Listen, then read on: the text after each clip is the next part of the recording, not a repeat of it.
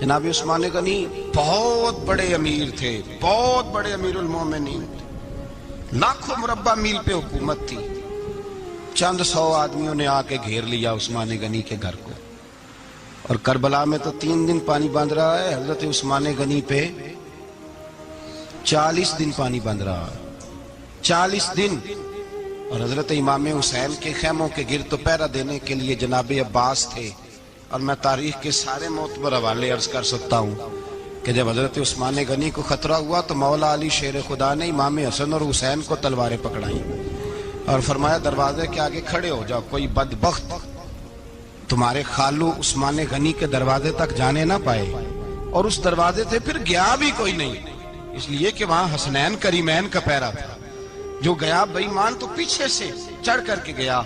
حضرت عثمان غنی لاکھوں مربع میل کا حکمران، جہاں جس کے پاس چند ووٹ ہوں وہ دندناتا پھرتا ہے، جس کے پاس 4 باڈی گارڈ ہوں اس کی بات وہ کرتا ہے تو ہوا میں۔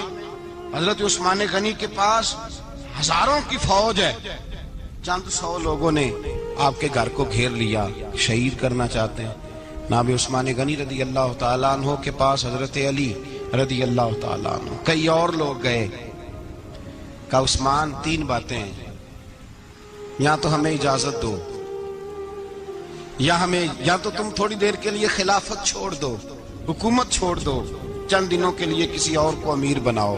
جناب عثمان کہنے لگے مجھے تو حکومتوں سے دلچسپی نہیں، لیکن میں چھوڑ نہیں سکتا، اس لیے کہ میرے مصطفیٰ کریم علیہ السلام نے مجھے فرمایا تھا عثمان اللہ تجھے قمیض پہنائے گا، لوگ اتارنا چاہیں گے پر تم اتارنا نہ۔ فرمایا میں سمجھ گیا ہوں، اس سے مراد یہی ہے، میں نہیں چھوڑتا۔ کہا عثمان پھر اس طرح کریں، ہمیں اجازت دیں، یہ چند 100 لوگ ہیں، ہماری تلواریں چند منٹ میں فیصلہ کر دیں گی۔ جناب عثمان غنی فرمانے لگے میں نبی پاک کا شہر اپنی وجہ سے خون میں رنگ دوں، میری وجہ سے؟ نبی پاک علیہ السلام نے فرمایا تھا ایک مینڈا ہوگا، بکرا، جس کی وجہ سے میرے مدینے کی گلیوں میں خون بہے گا، میں وہ بکرا نہیں بننا چاہتا۔ فرمایا میں نہیں چاہتا میری وجہ سے خون بہے اور حضور کے مدینے میں بدامنی ہو۔ عثمان کی جان جاتی ہے تو جائے، پر نبی پاک کے مدینے میں شور نہیں ہونا چاہیے۔ اے پائے نظر ہوش میں آ، یہ کوہ نبی ہے، آنکھوں سے بھی چلنا یہاں بے ادبی ہے۔ تو کہا عثمان پھر اس طرح کرو، کچھ دنوں کے لیے مکے چلے جاؤ۔ میری بات کی سمجھ آ رہی؟ کچھ دنوں کے لیے مکے چلے جاؤ۔ تو جناب عثمان نے داڑھی پکڑ لی، کہنے لگے دیکھ رہے ہو ساری سفید ہو گئی ہے، میں نبی پاک کا شہر چھوڑ کے نہیں جانا چاہتا، میں رسول اللہ کے مدینے میں مرنا چاہتا ہوں، میں نہیں چھوڑوں گا حضور کا شہر۔ یہ انداز ہے جناب عثمان غنی۔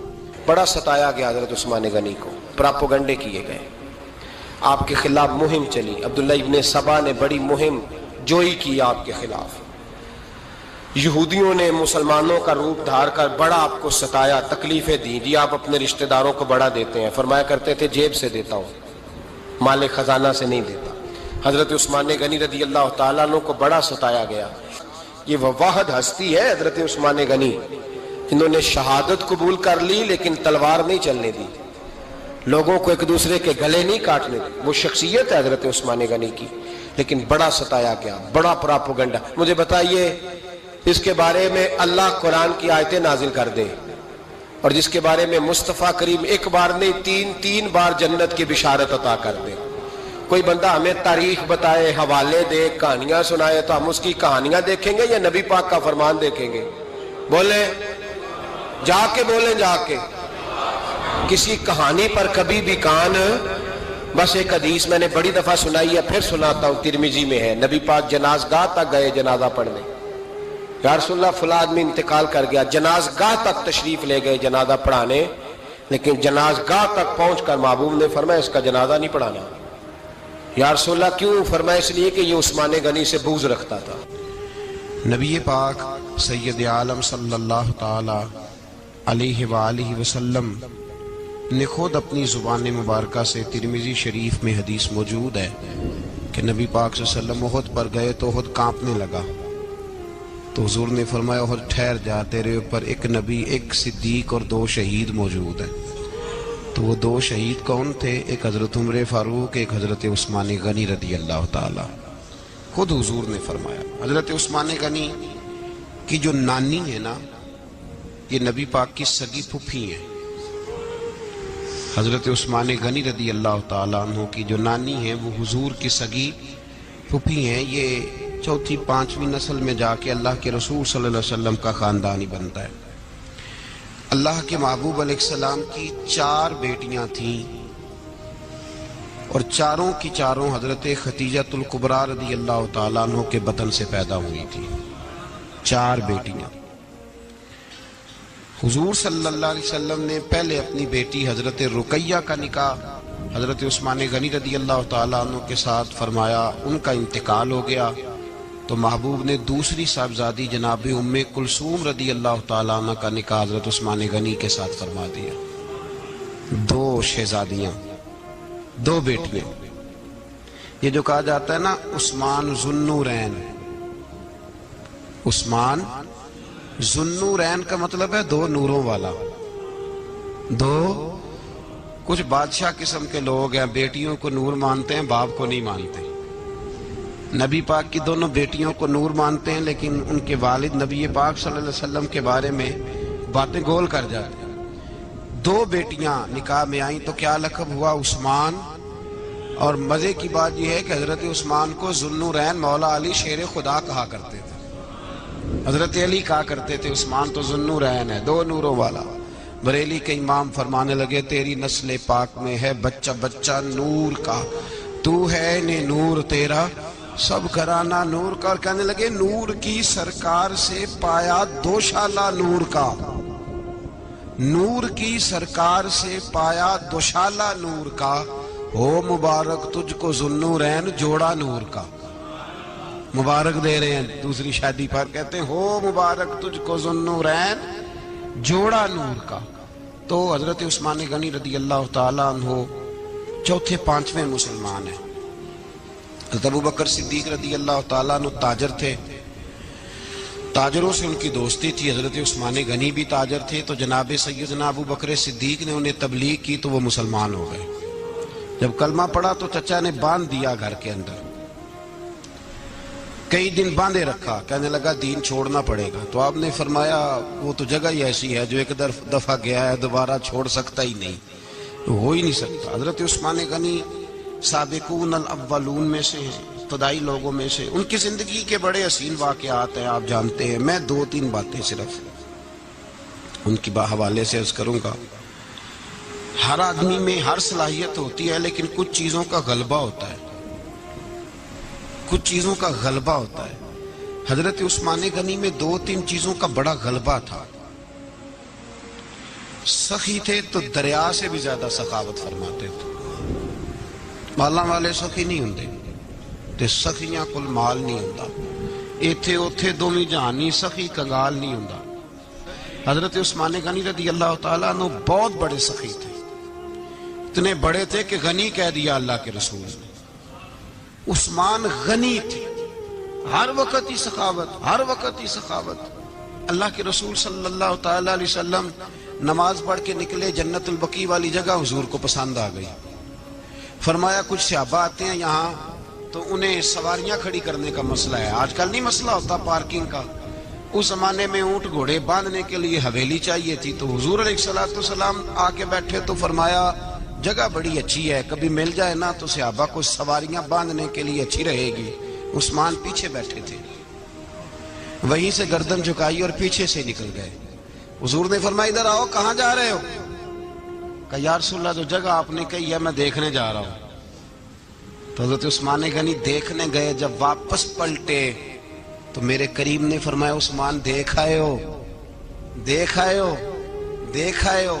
عرض کی محبوبہ دیکھنی کیا تھی، تجھے پسند آئی تھی، میں خرید آیا ہوں، خرید آیا ہوں۔ دیکھنا آنا جانا یہ تو وہاں ہوتا ہے جہاں سودے بازی ہو، رنگے چمن پسند نہ پھولوں کی بو پسند، ہم کو ہے وہ پسند جسے آئے تو پسند۔ بات ختم ہو گئی، آپ کو پسند آئی تھی میں نے خرید لی۔ میرے رسول پاک صلی اللہ علیہ وسلم کے ساتھ پتہ نہیں لوگ کہاں بیٹھ کے دین پڑھتے ہیں، اختلاف ثابت کرتے ہیں۔ جو جگہ مصطفیٰ کو پسند آئی عثمان نے خریدی، اس جگہ پہ سیدہ فاطمہ الزہرا کا مزار بنا ہوا ہے۔ उस जगह बीबी पाक का मज़ार है जो हजरत सैयदना उस्मान गनी की खरीदी हुई है। इसका मतलब है ये जगह मुस्तफ़ा की भी पसंदीदा है, अहले बैत की भी पसंदीदा है। हजरत उस्मान गनी का मिजाज है, हुजूर ऐलान कर रहे थे, इसका मतलब है चंदे का ऐलान करना भी नबी पाक की सुन्नत है। इसलिए हम भी कभी कभी ये सुन्नत अदा कर लेते हैं। चंदे का हुजूर ने ऐलान किया, जैशे उसरा के लिए बहुत बड़ा लश्कर जाना था, फरमाया उठो भाई हिस्सा डालो। हजरत उस्मान ने दाएं बाएं देखा, कितने बहुत ज्यादा सिपाहियों के लिए बहुत ज्यादा सामान चाहिए, कहत का जमाना है। जनाब उस्मान उठे का या रसूलल्लाह 100 फौजियों का खर्चा, उनका घोड़ा भी दूंगा, घोड़े पर रखने के लिए या रसूलल्लाह सल्लल्लाहु अलैहि वसल्लम जो कजाबा होता है, काठी होती है, वो भी मेरी, फौजी की वर्दी भी मेरी, और जब तक वापस आएगा तब तक सारा खाने का खर्चा भी मेरा। नबी पाक सल्लल्लाहु अलैहि वसल्लम मुस्कुराए, फरमाया उस्मान अल्लाह तुझसे राजी हो। थोड़ी देर के बाद फरमाया फिर उठो भाई। दाएं बाएं देखा, कोई उठा ही नहीं। हजरत उस्मान फिर खड़े हो गए, कहा हुजूर 100 मेरा और शामिल कर ले। नबी पाक ने फिर ऐलान किया। हजरत उस्मान कहते हैं मेरे ना दिल को कुछ होता था, फिर उठे, कहा हुजूर मेरा तीसरा 100 भी शामिल कर ले। फरमाते हैं जनाब उस्मान गनी चौथी दफा मेरे मुस्तफ़ा ने ऐलान किया तो मुझसे ना ही रहा गया। मैंने कहा महबूबा ऐलान ना करो, आप इशारा करो, उस्मान के पास जो कुछ भी है वो मोहम्मद अरबी के कदमों का ही सदका है, आप ऐलान करो, हाजिर है, हर शय हाजिर है। फूक फूक के देना, देख देख के देना, ये तो वहां का सौदा होता है जहां सौदेबाजी होती है। लेकिन यहाँ तो या रसूल अल्लाह जब तक बिके न थे कोई पूछता न था, ये तो तूने खरीद कर हमें अनमोल कर दिया। और मुझे वो बात बड़ी पसंद है, मैं तन्हाइयों में किताब खोल के पढ़ता हूँ, तन्हाइयों में पढ़ता हूँ मेरे रसूल पाक सल्लल्लाहु ताला अलैहि वसल्लम। और मैं जब मुझे कभी लुत्फ लेना होता है तो मैं साहिब तबकात की ये रवायत खोल के बैठ जाता हूँ जब अपना मजा लेने को दिल करे। हजरत उस्मान गनी शहजादे थे, दौलतमंद बाप के बेटे थे, रईस आजम थे। अमीरों के बच्चे नाजुक मिजाज होते हैं, मूड के मालिक होते हैं। बहुत बड़े रईस थे, पर इश्क लगा सी खेडा खेड दी नूं, तो फिर खेडा भुल गईयां। गज्जल पाया सी यार दे वेखने ने, फिर ओदी याद विच रोंदियां ही डुल गईयां। हैदर शाह इस गली कदे न रुलदी, पर हुण ते रुलदी 4-5 दिन के बाद मदीने आए, सफर पे गए हुए थे। हुजूर के पीछे नमाज पढ़ी तो महबूब के चेहरे पे जरा नकाहत है, कमजोरी है। हजरत बिलाल को मिले, कहने लगो बिलाल मैं 4 दिन बाहर रहा हूं, हुजूर के चेहरे पे कमजोरी क्यों है? जनाब बिलाल कहने लगे जा घर जाके पूछ ले। कहता मैंने दरवाजे पे दस्तक दी, सैयदा आयशा सिद्दीका अंदर से बोली कौन है? मैंने कहा अम्मा जी गुलाम हूं उस्मान, मैं 4 दिन के बाद आया हूं तो चेहरे पे बड़ी कमजोरी है। फरमाते जनाबे आयशा हिचकी लेके रोई, क्या हुआ? तो कहने लगी उस्मान 4 दिन हो गए कौनैन के मालिक ने रोटी कोई नहीं खाई, एक प्याला दूध का एक खजूर। हजरत उस्मान गनी रज़ी अल्लाह ताला का, अम्मा जी आप पर्दे में नहीं चली जाती? शहजादा दौड़े गए, घर से अनाज की बोरी कंधे पे रखी, हर चीज उठाई। गुलाम कहने लगा मुझे दे दो, 20-20 नौकर हैं घर में। फरमाया नहीं ये मेरी ड्यूटी है, मैं नहीं करनी। उस्मान खुद गए, रसूल पाक के घर में झाड़ू दिया, चूल्हे में आग जलाई। हजरत आयशा कहती है मैं पर्दे के पीछे से देख रही थी, जब उस्मान फूंके मारते थे तो दाढ़ी से धुआं निकलता था। पर उस्मान जिसने पानी का प्याला भी खुद ने पिया था, उसने सालन पकाया, फिर रोटियां पकाई तो हाथ जले, खाना पका के और दस्तरखान लगा के मस्जिद में हाजिर हुए। कहा महबूबा अगर मेहरबानी करें तो घर नहीं आते? हुजूर तशरीफ लाए और जब पहला लुकमा तन तंदूर हड्डां दा बालन ते असी हावां नाल तपाया, कप कप मुखियां पेड़े कीते, उत्तों इश्क पलेथन लाया, तन दी हांडी मन दा सालन, उत्तों लून सबर दा पाया। गुलाम फरीदा मैं सारी तेरी, तेनू अजे यकीन नहीं आया? का महबूब यहाँ बैठे तो सही, यहाँ बैठे तो सही। हुजूर तशरीफ फरमा हुए और पहला लुकमा जब नबी पाक ने मुंह में रखा तो उस्मान तड़प के रोए। 600 दिनार नीचे रखे, یا رسول اللہ میں نے دولت کو آگ تو نہیں لگانی اگر تیرے کام نہ آئے. حضور کس کام کی یہ جائیدادیں، کس کام کی؟ اگر آپ کے گھر میں 4 دن کھانا نہ پکے. حضرت عائشہ صدیقہ فرماتی ہیں عثمان تو چلے گئے، یہ کہہ کے تو میرے مصطفیٰ نے پھر ہاتھ اٹھائے اور ایسی دعا دی کہ میں تڑپ اٹھی، میں رونے لگی. حضور نے جھولی اٹھا کے کہا اے اللہ میں عثمان سے راضی ہوں، تو بھی میرے عثمان سے راضی ہو جا. اے اللہ میں راضی ہوں، تو بھی راضی ہو جا. اور بھائی یہ درد، یہ ذوق، یہ مزاج، یہ انداز، یہ حضرت عثمان غنی کو اللہ نے عطا فرمایا. آپ آج لوگ اعتراض کرتے ہیں ہم پہ، کہتے ہیں تم پہلے مدینے بعد میں مکے، زیادہ دن مدینے تھوڑے دن. یہ کیا انداز ہے تمہارا؟ سنو حدیبیہ جس کا ذکر قرآن مجید نے کیا، ید اللہ فوق ایدیہم، پڑھو نا گھر میں جا کے قرآن مجید. حضرت عثمان غنی رضی اللہ تعالیٰ عنہ ساتھ تھے جب نبی پاک صلی اللہ علیہ وسلم 1400 صحابہ کو لے کے عمرے کی نیت سے نکلے. حدیبیہ کی مقام پر کافروں نے روک لیا، کہا عمرہ نہیں کرنے دیں گے. حضرت سیدنا عثمان غنی کو نبی پاک نے سفیر بنا کے بھیجا. جناب عثمان غنی کئی سالوں کے مکے سے بچھڑے تھے، سامنے کعبہ نظر آیا، احرام بندھا ہوا ہے. جب سفیر بن کے گئے تو ابو سفیان کہنے لگے عثمان ہم تیرے رسول کو تو ابھی عمرے کی اجازت نہیں دیتے، باقی لوگ تو نہیں آتے، وہ سامنے کعبہ ہے، وہ حجر اسود ہے، وہ سارا کچھ ہے، طواف کرنا ہے تو کر لو، استلام کرنا ہے تو کر لو، اگر تم نے کعبے کے اندر نماز پڑھنی ہے تو پڑھ لو، صفا مروہ کے پھیرے لگاؤ، تمہیں اجازت ہے. نبی عثمان غنی فرمانے لگے قسم ہے رسول کی زلفوں کی، جب تک میرے مصطفیٰ طواف نہیں کریں گے عثمان بھی کوئی نہیں کرے گا. عثمان بھی وہ کون سا طواف ہے جس میں طواف اور مدینے والا نہ ہو؟ وہ کون سا عمرہ ہے جس میں عمرہ ہو اور رسول پاک نہ ہو؟ وہ کون سا حج ہے جس میں حج ہو اور امام الانبیاء نہ ہو؟ بریلی کے امام بول پڑے، فرمانے لگے حاجیوں آؤ شہنشاہ کا روضہ دیکھو، کعبہ تو دیکھ چکے اب کعبے کا بھی کعبہ دیکھو. اور فرمانے لگے غور سے سن تو رضا، کعبے سے بھی آتی ہے صدا، میری آنکھوں سے میرے پیارے کا روضہ دیکھو. یہ ہمیں حضرت عثمان غنی نے سکھایا ہے عقیدہ، یہ عقیدہ حضرت عثمان غنی کا ہے. بات دور نکل جائے گی. محبت معیار ہوتی ہے، محبت روح ہوتی ہے، محبت اصل ہوتی ہے. حضرت عثمان غنی رضی اللہ تعالیٰ عنہ سے کسی شخص نے کہا کہ عثمان کوئی تبدیلی بھی آئی نبی پاک کے غلام بننے کے بعد؟ حضور کے غلام بننے کے بعد کوئی تبدیلی بھی آئی؟ لوگ اپنی اپنی تبدیلیاں بتاتے رہے. جناب عثمان غنی نے 2 جملے کہے، لوگ کہتے ہیں ہماری چیخیں نکل گئیں، یہ معراج حضور سے پیار کی محبت اور عشق کا یہ رنگ عثمان غنی کا. حضرت عثمان غنی کہنے لگے تم تبدیلی کی بات کرتے ہو؟ میں نے جب سے نبی پاک کے ہاتھ میں سیدھا ہاتھ دے کے بیعت کی ہے، میں نے یہ ہاتھ دوبارہ کبھی گندگی کو نہیں لگایا. اور فرمایا جب سے پہلی نظر سے جلوہ بددہا دیکھا ہے، میں نے اس کے بعد اپنی شرمگاہ کو بھی کبھی نہیں دیکھا، اس لیے کہ ان آنکھوں میں رسول اللہ کے جلوے رچ بس گئے. یہ معیار پیدا کیا جناب عثمان غنی نے.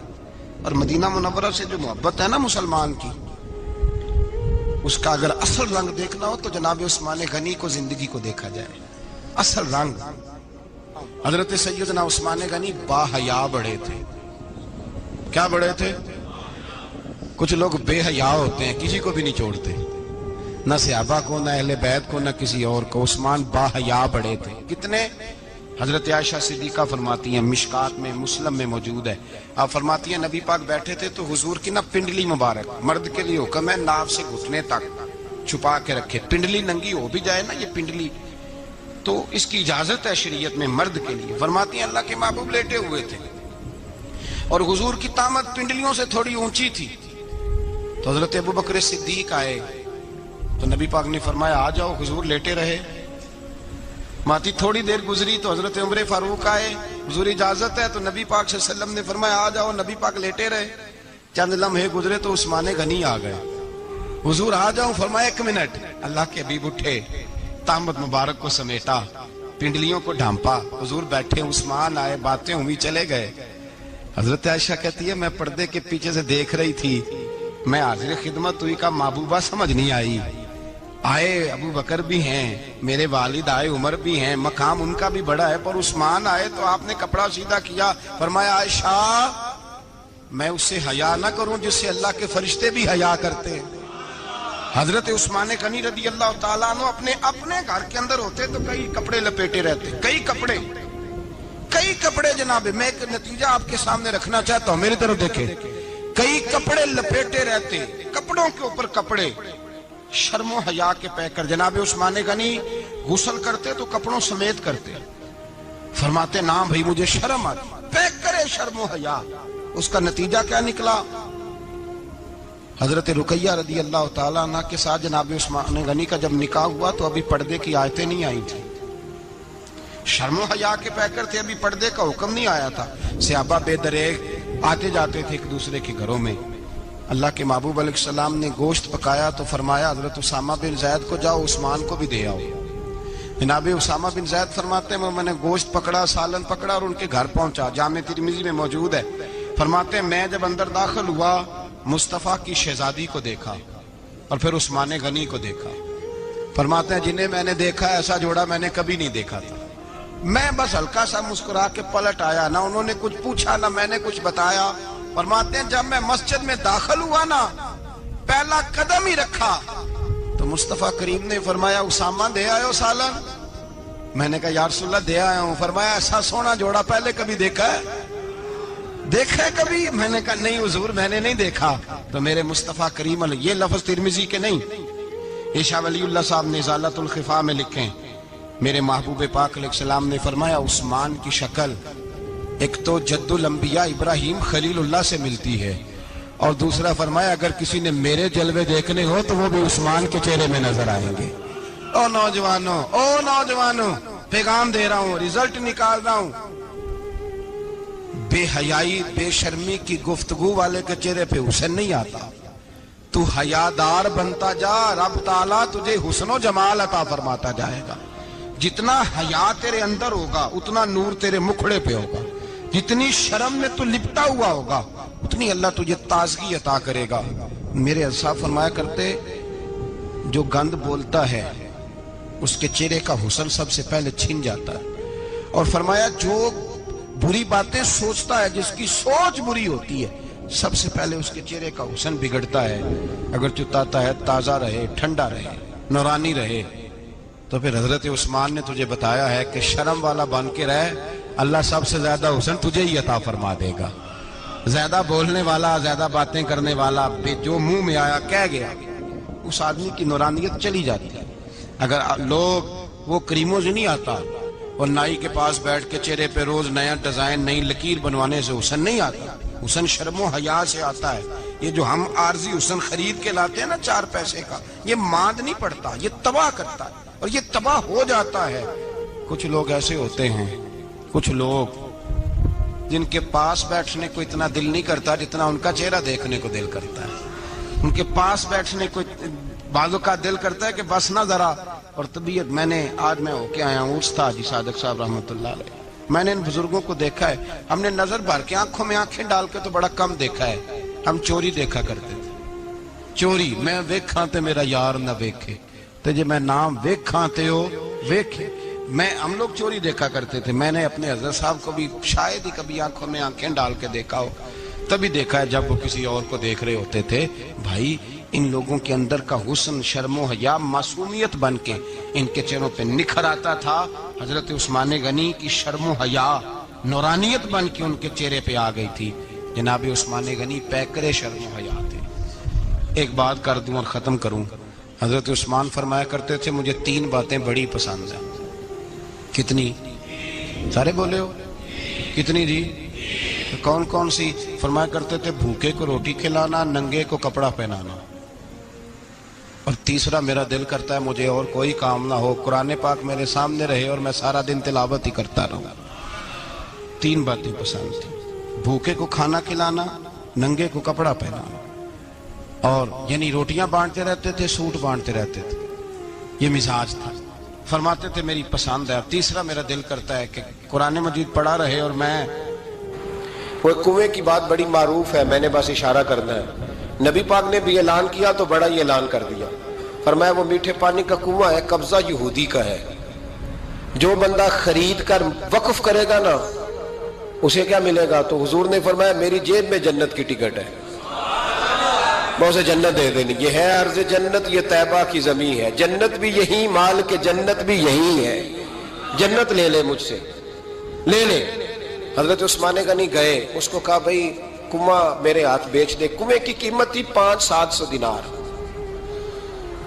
تو حضرت عثمان 500-600 دینار کل کنویں کی قیمت تھی۔ جناب عثمان غنی گئے، یہودی کو پتا تھا کہ یہ خریدنا چاہتے ہیں، فرمایا یار یہ کنواں بیچ دو، کہنے لگا نہیں بیچنا، فرمایا قیمت منہ مانگی، کہنے لگا قیمت میری مرضی کی، کہا تمہاری مرضی کی، اپنی اپنی اوقات ہوتی ہے نا قیمت لگانے کی، تمہاری مرضی کی۔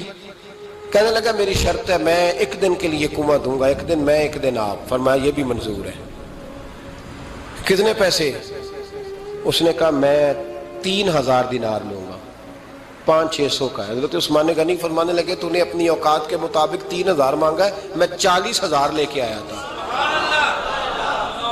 اپنی اوقات کے مطابق مانگا، 40,000 دینار میری جیب میں۔ یہودی کہنے لگا عثمان تو تاجر ہے، اور عام تاجر نہیں، عالمی سطح کا تاجر ہے، لوگ تیری تجارت کی مثالیں عرب میں دیتے ہیں، پر 500-600 کا کنواں 40,000۔ فرمانے لگے مسئلہ کنویں کا نہیں، مسئلہ مصطفیٰ کے فرمان کا ہے، وہ جو حضور کا فرمان پورا کرنا ہے نا اس کے لیے 40,000 تھوڑے ہیں، میرے پاس تھے ہی اتنے جو لے کے آیا ہوں۔ حضرت عثمان نے پیسے چکائے، اس نے کہا ایک دن پانی ملے گا، فرمایا منظور ہے۔ وہ ایک دن بیچا کرتا تھا پانی، حضرت عثمان نے اعلان کر دیا جو میرا دین ہے نا فری پیو۔ ملا رومی رحمۃ اللہ علیہ فرماتے ہیں کنویں سے سادہ پانی نکل جائے تو تازہ آ جاتا ہے، اور اگر پانی کنویں کے اندر رہے سارا ختم نہ ہو تو باسی ہو جاتا ہے۔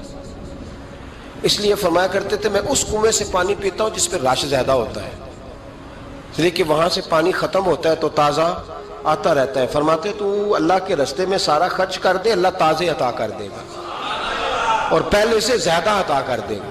میرا آپ کا مسئلہ یہ ہے کہ تجارت بندوں کے ساتھ ہے، بندوں کے ساتھ جو تجارت ہے نا بندے کنجوسی کر جاتے ہیں، بندے کا تو صحیح کام چل جائے تو پارٹنر کو فارغ کر دیتا ہے، یہ تو فارغ ہے، اور اگر کبھی کسی کی دکان میں کوئی کرایہ دار اچھا اس کی دکان چل جائے تو مالک کہتا ہے تو جا اب دکان میں نے خود کھول لی ہے، وہ فارغ کر دیتا ہے۔ بندوں کا تو مزاج ہے، اور اللہ تبارک و تعالیٰ سے جب تجارت ہوتی ہے نا، میں نے ایسے لوگ دیکھے جن کے گھروں میں لاکھوں روپیہ ماہانہ آتا ہے، غربت نہیں جاتی۔ ان کو سوچنا چاہیے کہ کثرت والا پیسہ آیا ہے پر برکت والا نہیں آیا۔ حضرت عثمان غنی رضی اللہ تعالیٰ عنہ فرماتے ہیں کہ میں نے پہلے بھی میں بڑا تاجر تھا، لیکن جب سے مصطفیٰ کے نام پر خرچ کرنا شروع کیا پھر کہاں کہاں سے آیا کب، اور بڑی سیانی بات فرماتے ہیں، آپ فرماتے ہیں میں کلمہ پڑھنے سے پہلے تجارت کو وقت زیادہ دیتا تھا، اور مسلمان ہونے کے بعد میں نے تجارت کو ٹائم تھوڑا دیا ہے، پر اللہ نے روزی مجھے زیادہ عطا فرمائی۔ اس لیے برکت پر ہماری توجہ نہیں رہی، غیبی خزانوں پر خیال ہم نے چھوڑ دیا ہے۔ غیبی خزانوں سے جو چیز ملتی ہے وہ زیادہ ملتی ہے، جو مادی ذرائع سے ملتی ہے وہ چیز کم ہوتی ہے۔ حضرت عثمان غنی پر الزام لگا جب آپ کا دور حکومت تھا، یہ یاد رکھیں کہ سب سے زیادہ الزامات حضرت عثمان غنی پہ لگائے گئے۔ جن بندوں کے قد کاٹ زیادہ ہوتے ہیں ان کے خلاف پراپوگنڈے بھی لمبے چوڑے ہی ہوتے ہیں۔ بڑی بڑی بات یاد رکھنا، کہا گیا کہ حضرت عثمان لوگوں کو نوازتے بڑا ہے، بڑا دیتے ہیں حضرت عثمان غنی۔ تو حضرت عثمان غنی فرمایا کرتے تھے حکمران تو میں آج بنا ہوں تو میں تو پہلے بھی بڑا دیتا تھا، وہ کس خزانے سے دیتا تھا؟ آپ جواب دیا کرتے۔ دیکھیں ذرا، لاکھوں لوگ حج کرنے آتے تھے، پر حضرت عثمان غنی حج کرنے جاتے تو اعلان کر دیتے کہ کوئی حاجی حج کے موقع پر آ کے کھانا نہ پکائے، سب کو کھانا عثمان غنی اپنی جیب سے دیا کریں گے۔ مینا میں لنگر کھانا ہوتا تھا حضرت عثمان غنی کا، مینا میں، فرماتے تھے کھاؤ حاجیوں جتنا کھا سکتے ہو، اور پھر حضرت عثمان غنی کا اعلان تھا، خدام کو کہتے تھے میں آخر میں کھاؤں گا، پہلے میرے سارے آنے والے حاجیوں کو کھلایا جائے۔ ایک مجھ سے نا ایک دوست نے سوال پوچھا 4-5 دنوں کے، کچھ سوال ایسے ہوتے ہیں جو بندے کو نا چوراہے پہ لا کے کھڑا کر دیتے ہیں، زندگی میں نہ بھولنے والے سوالات ہوتے ہیں۔ ایک شخص نے سوال پوچھا، کہنے لگا اوکاڑے دینی اور مذہبی گھرانہ ہے، اوکاڑے سے تعلق ہے، میرے ساتھ محبت کا رشتہ ہے۔ کہنے لگے بیٹی کی شادی کر دی ہے راول پنڈی میں، آپ کی بھی بیٹیاں ہیں, میری بھی بیٹی ہے. بیٹی کی شادی کر دی ہے راولپنڈی میں. اب بچی چند دن رہنے آئی ہے. پوچھنا یہ ہے کہ نماز پوری پڑھے گی کہ قصر پڑھے گی. تو میرا تو اس نے کام کر دیا, حد ہو گئی, رو رو کے برا حال. میں نے کہا یار تو بند کر دے فون, رات کو بتاؤں گا. کیا پوچھ لیا یار تو نے. بیٹی مسافر نہیں ہوتی, بیٹی تو مہرانی ہوتی ہے باپ کے گھر کی. اور بیٹی مطلب کیسے بتاؤں کہ دل کرتا ہے کہ بیٹی وہ صرف ہنسے, وہ روئے کبھی نہ. یہ دعا ہوتی ہے. تو نے اتنا بڑا سوال کیوں کیا؟ بہرحال علماء کو کچھ چیزوں کے جواب دینے پڑتے ہیں. میں نے کہا میں رات کو بتاؤں گا. رات کو پھر فون آیا کہ آپ تو بڑی جلدی جواب دینے کے عادی ہیں, تو دیر کیوں کر دی؟ تو میں نے کہا یار جواب تو میرے پاس تھا لیکن ہمت نہیں تھی ابھی. تو میں نے کہا کہ اگر تو بیٹی آئی ہے والد کے گھر میں اور ابا جی کا پروگرام ہے اسے جائیداد میں سے حصہ دینے کا, تو پھر تو بیٹی نماز پوری پڑے گی. لیکن اگر ابا جی نے علیحدہ کر کے انگوٹھا لگوانا ہے تو پھر بیٹی مسافر ہے.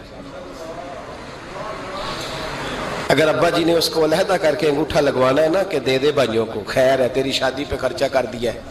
اگر ابا جی کے دل میں نے کہا یہ ابے سے فتویٰ پوچھ لو, اگر ابا جی کے دل میں چور ہے نا کہ بیٹی کو دینا کچھ نہیں, تو پھر بیٹی نے نماز قصر پڑھنی ہے. اس لیے کہ پھر وہ وہاں حصے دار.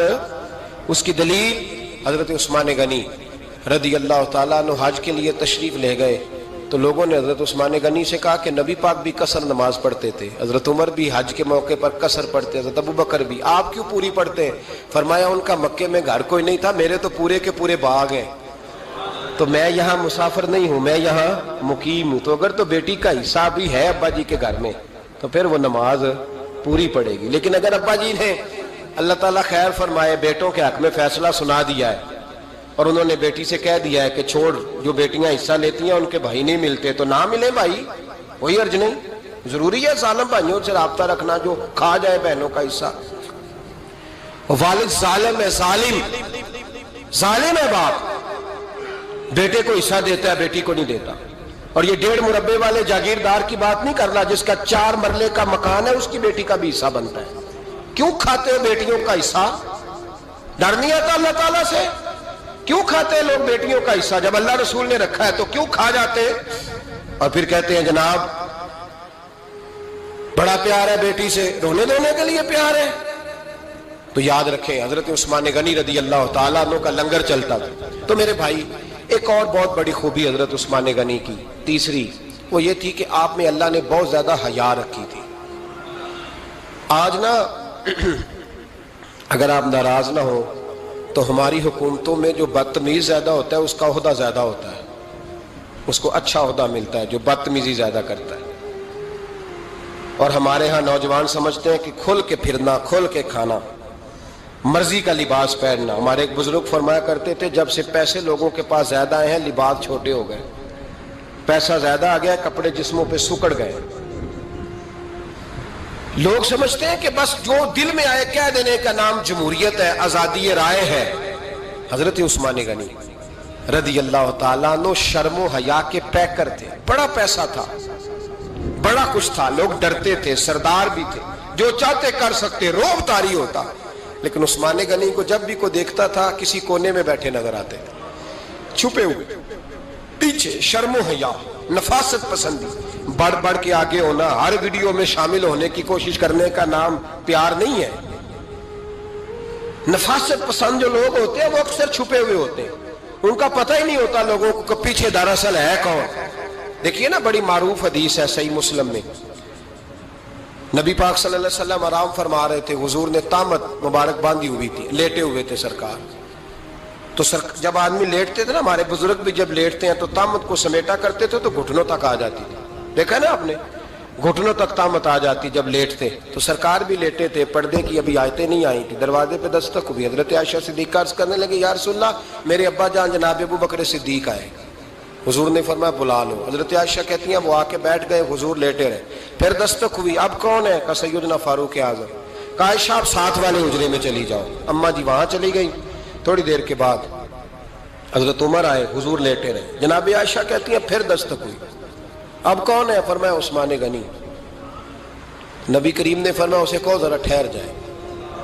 حضرت عثمان ٹھہرے تو حضور اٹھ کے بیٹھے, تہمد مبارک کو ٹھیک کیا, پھر اپنے کرتے مبارک کو سیدھا کیا, پھر دستار کو سیدھا کیا, فرمایا اب بلاؤ عثمان غنی کو. حالانکہ جاہو جلال حضرت عمر کا زیادہ ہے, حالانکہ وقار مقام حضرت صدیق اکبر کا زیادہ ہے, اب بلاؤ عثمان غنی کو. حضرت عثمان غنی رضی اللہ تعالیٰ عنہ آئے, بیٹھے, بات چیت ہوئی, تینوں چلے گئے. حضرت عائشہ صدیقہ کہتی ہے میرے ذہن میں سوال رہ گیا, میں نے عرض کی یا رسول اللہ صلی اللہ تعالیٰ علیہ وسلم وہ دو لوگ آئے, آپ بیٹھے رہے, عثمان آئے تو آپ نے اہتمام کیا. کیا لفظ ہے, اور لفظوں میں تاثیر ہے, اور جملے دو کہے نبی پاک نے, لیکن کتنا بڑا ان کا مرتبہ بیان کیا. فرمایا عائشہ میں اس شخص سے حیا نہ کروں جس سے اللہ کے فرشتے بھی حیا کرتے ہیں, میں اس سے حیا نہ کروں جس سے اللہ کے فرشتے بھی حیا کرتے ہیں. حضرت عثمان غنی فرمایا کرتے تھے میں نے جب سے حضور کا چہرہ دیکھا ہے دوبارہ پلٹ کے اپنی شرمگاہ بھی کبھی نہیں دیکھی, گویا میں نے اپنی آنکھوں کا وضو نہیں توڑا جب سے حضور کا. فرماتے جب سے یہ ہاتھ نبی پاک کو بیعت کے لیے دیا ہے پھر گندگی میں نہیں جانے دیا میں نے سیدھا ہاتھ. حضرت عثمان غنی فرمایا کرتے تھے میں اپنے گھر کے اندر اپنے غسل خانے میں چار دیواری کے اندر بھی کپڑوں سمیت غسل کرتا ہوں, مجھے حیا آتی ہے غسل خانے میں بھی کپڑے. اور سنو ایک اور بڑی بات اہم, آپ فرمایا کرتے تھے میری جو محرم عورتیں ہیں نا, محرم پھپھی خالہ, میری جو محرم عورتیں ہیں, فرمایا کرتے تھے میں نے کبھی ان کے بھی چہرے آنکھ بھر کے نہیں دیکھے, ان کے بھی چہرے کبھی میں نے آنکھ بھر کے نہیں دیکھے. جو میری محرم عورتیں ہیں پھپھی خالہ, فرماتے تھے ان سے بھی جب بات کرتا ہوں تو میں چہرہ جھکا کے. ہمارے ہاں تو کزن ایک دوسرے سے سلام لیتے ہیں, لڑکیاں لڑکے کزن ایک دوسرے سے سلام لیتے ہیں. بچیاں آیا کرتی تھی تو میری کبھی کبھی مجھے بتایا جاتا تھا, میں نے ایک پابندی لگا دی, بچیاں جب مدرسے میں آتی تھی کہ جو دور سے بچی آئے اس کو جس آدمی کا نام لکھا ہو بتایا جائے وہی لینے آئے. ایک دن مجھے اطلاع دی گئی کہ آپ تھوڑی دیر آئیں, میں گھر گیا تو مجھے بتلایا گیا ایک بچی ہے تو اس کو جو پہلے لینے آتا تھا وہ نہیں آیا, کوئی اور آیا. میں نے اس کے بھائی کو فون کیا کہ آپ لینے نہیں آئے, کہنے لگے یہ کزن ہے ہمارا, اس کے ساتھ بھیج دیں آپ, ہمارا ہی کزن ہے, خالہ زاد ہے. میں نے کہا یار آپ کہاں ہو, کہنے لگے مجھے 20-25 منٹ لگ جائیں گے. تو میں نے کہا ابھی کلاسیں بھی جاری ہیں تو آپ ہی آ جانا خود ہی. کہنے لگا سب آپ بھیج دیں, مجھے اعتبار ہے اس پہ. میں نے اس کو ایک بات کہی جو آپ کو بھی کہتا ہوں, میں نے کہا یار تمہیں اعتبار ہے تو اللہ رسول کو اعتبار کیوں نہیں, انہوں نے کیوں غیر محرم بنایا؟ عجیب تماشا ہے. مجھے پھپھی ذات پہ, خالہ ذات پہ, ماموں ذات پر اعتبار ہے, نبی پاک کو کیوں نہیں؟ آپ کو زیادہ پیار ہے لوگوں سے یا نبی پاک کو امت سے زیادہ پیار ہے؟ کیا مطلب تماشا ہے, کیا مزاج بنا لیا میں نے اور آپ؟ نبی پاک نے ایک شخص پر اعتبار نہیں کیا, پر میں اس سے پردہ کرو, آپ نے اور میں نے کیسے کر لیا؟ نبی پاک نے خالہ ذات, پھپھی ذات, دیور پر, جیٹ پر, سالے پر, بہنوئی پر اعتبار نہیں کیا, پابندی لگا دی. تو نے کیسے کیا؟ تجھے تیرے دل میں زیادہ درد آیا ہے, تو زیادہ دین کو سمجھنے لگا ہے, انسانیت زیادہ اچھل آئی ہے تیرے اندر. اعتبار کیا ہوتا؟ یاد رکھنا دنیا میں جتنے گھر تباہ ہوئے ان لوگوں کی وجہ سے نہیں ہوئے جن پر اعتبار نہیں تھا, ان کی وجہ سے ہوئے جن پر اعتبار تھا. گھر کا بیٹی لنکا ڈائے, باہر والے آ کے کبھی بھی گھر میں کوئی نقب زنی نہیں کرتے, جب بھی کرتے اعتبار والے کرتے. میرے رسول پاک علیہ الصلوۃ والسلام کی وہ ازواج جن پر اللہ کو اتنا اعتبار ہے کہ رب کہتا ہے میرے محبوب کی بیویوں تمہاری جیسی دنیا میں دوسری ہے ہی کوئی نہیں, اللہ کو اتنا اعتبار ہے. لیکن ایک نابینا صحابی آئے تو حضور کی دو ازواج بیٹھی تھی تو نبی پاک نے فرمایا پردہ کرو. یا رسول اللہ وہ تو نابینا ہے. فرمایا تمہیں تو نظر آ رہا ہے نا, تمہاری آنکھیں تو کھلی ہوئی ہیں. حضور کو اعتبار نہیں تھا, بس کر دیں. سب سے بڑا ظالم وہ ہے جو کہتا ہے مجھے بیٹی پہ اعتبار ہے, وہ ظالم ہے. وہ اپنی بیٹی کے ساتھ ظلم کر رہا ہے, جو کہتا ہے مجھے اعتبار ہے, کالج جا رہی ہے, یونیورسٹی جا رہی ہے, اکیلے آ جا رہی ہے, مجھے اعتبار ہے. یہ ظلم کر رہا ہے بچی کے ساتھ. وہ تو بچی ہے, اس کا تو ذہن کمزور ہے. ہو سکتا ہے صاف دل ہو لیکن سامنے جو شیطان چوکوں میں گلیوں میں دائیں بائیں گھوم رہے ہیں وہ تو صاف دل نہیں ہے نا, وہ تو معصوم طبع نہیں ہے نا. تو بعض اوقات بڑے اچھے نفیس بچے بھی شیطانوں کا شکار ہو جاتے ہیں. خدا کا خوف کریں. حضرت عثمان غنی کی زندگی, حضرت عثمان فرماتے ہیں جو محرم عورتیں تھیں ان کی طرف بھی آنکھ بھر کے نہیں دیکھا, اس لیے کہ وہ خاتون ہے, میں مرد ہوں, میری حیا مانے. آج لوگوں کو شوق ہو گیا عورتوں کی مجلس میں دوڑ دوڑ کے جانا, وہاں بیٹھنا, وہاں وقت بتانا. پیران عظام کہتے ہیں کہ وہ درویشنیوں کے بیچ بیٹھے ہیں جی, باپ بیٹی ہوتے ہیں جی, مریدنی اور پیر. میں نے کہا کوئی نہیں ہوتے, اس رشتے پر استدلال ہے. اعلیٰ حضرت فرماتے ہیں واجب ہے پردہ پیر اور مریدنی کا, یہ پردہ واجب ہے. اگر کوئی شخص اس طرح بے پردہ بیعت لے گا, بیچ میں بیٹھے گا, تو اس کا تو مرید ہونا ویسے ہی حرام ہے, جائز ہی نہیں ہے. جو سارا دن تویز دھاگے کے لیے بیٹھا رہے اور بیویوں سے گفتگو کرتا رہے. خدا را حضرت عثمان غنی رضی اللہ تعالیٰ عنہ کی زندگی میں جو باتیں ہمیں بہت زیادہ ملتی ہیں ان میں نفاست ہے, آپ کی حیا ہے, سخاوت. اور یارو باپ بھی بڑا ہی پیار کرتا ہے, بڑا ہی پیار کرتا ہے, بڑا ہی. پتہ ہے باقی تمہیں تحفے دیتے ہیں, باقی تم سے محبت کرتے ہیں, تو باپ تو بیٹے کو اپنی جوانی دے دیتا ہے, اپنی جوانی اپنے بیٹے کے نام کر دیتا ہے. باپ بھی بڑا ہی پیار کرتا ہے. سنگیو